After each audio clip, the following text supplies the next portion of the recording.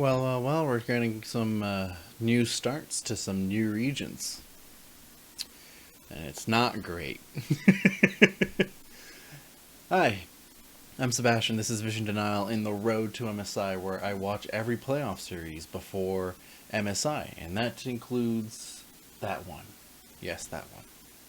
Today we head to Turkey with 1907 Fenerbahçe versus, dear Lord, their name doesn't make sense to me. NASR Turkey. Don't know. I'm pretty sure it's Nasser Turkey, but I don't think it'll matter much because they lost 3-2.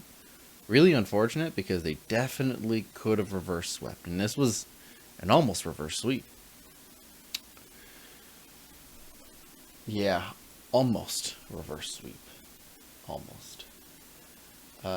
Now, I'm not gonna lie, I was not a big fan of this. This had all of the worst takings of most of the series that I've seen.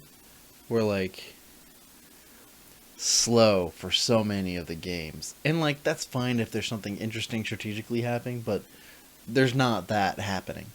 A lot of misplays, doesn't show a lot of skill expression, not compared to some of the other regions. Hell, Japan still has more skill expression than these two teams across most of them. And we haven't talked about Japan in a long time. They their series have been come back up. I think it's on the April 4th ones, and we're still on the April 3rd games. And I'm recording this on April 10th. I'm really behind, but there's still most of the month left before MSI. Still, I'm getting sidetracked. So low skill expression, low strategy, very slow games, repeated drafts on multiple occasions, and at least it wasn't the same thing for 5 games in a row. Because if that was the case, holy smokes! But it was one team loses and then repeats, allows the other team to do the other thing and not recognize it 2 games in a row, and then go the other way around. And then the last game was just nonsense. It's quite literally just continuous team fighting.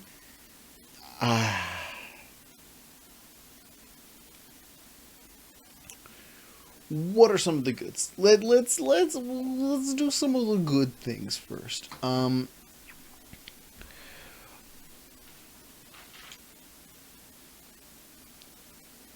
Fenerbahçe knows their win conditions better.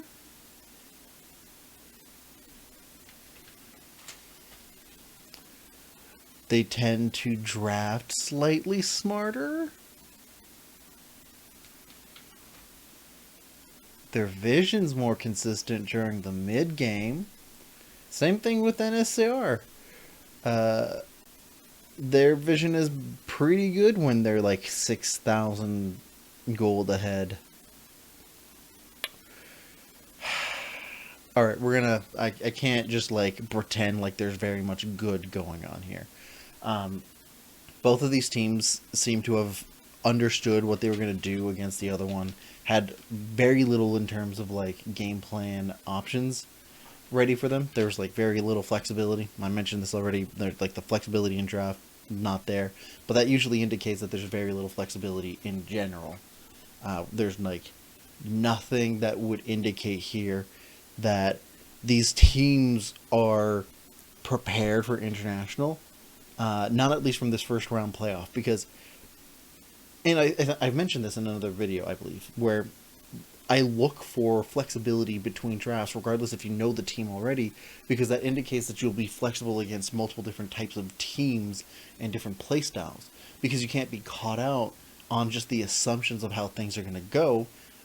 Because, sure, easy ways to win your own region, right? If you know exactly how to beat them and you do it every single time, great.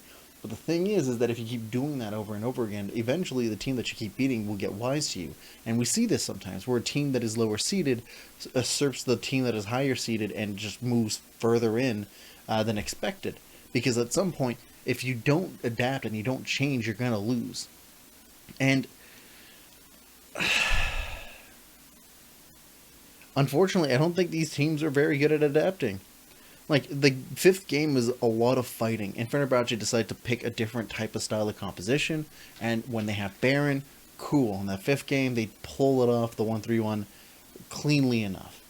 But, like, for them to do that composition, they literally banned the Fiora that was bothering them for 2 games in a row that was, oh wait, no, it wasn't bothering them. NSR's top laner last is, for lack of a better term, I don't want to say, like, bad, because, like, it's really hard to talk about the skills of players, but, like, his skill expression and his ability to run that champion were not up to par for the type of win conditions that that team needed to apply the 1-3-1. That didn't change the fact, however, that NSR for 2 games in a row, playing a 1-3-1 composition with Fiora top, won twice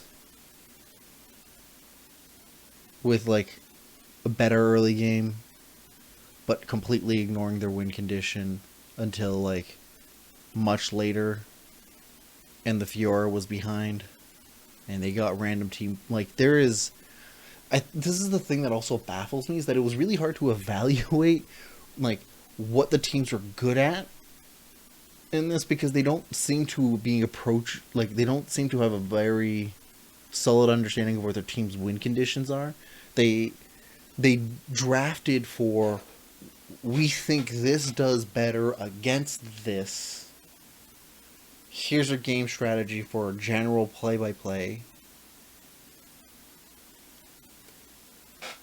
Let's roll with it. And so, like,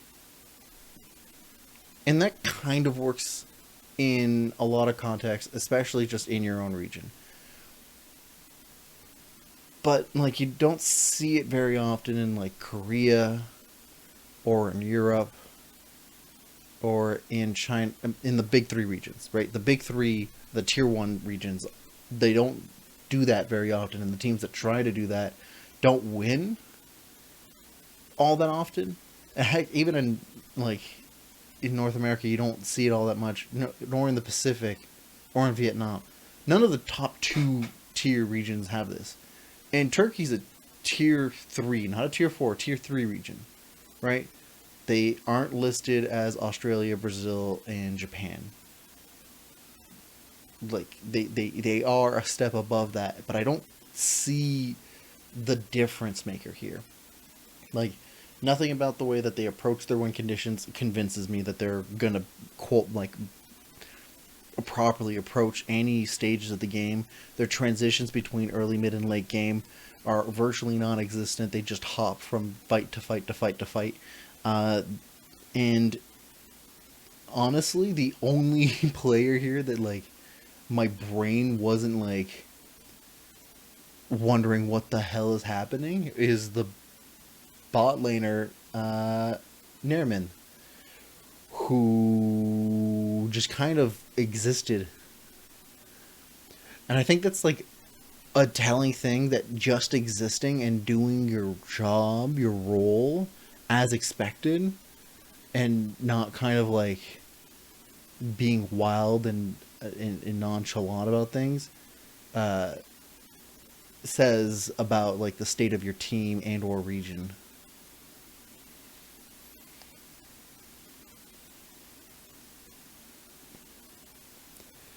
Yeah, this was really rough.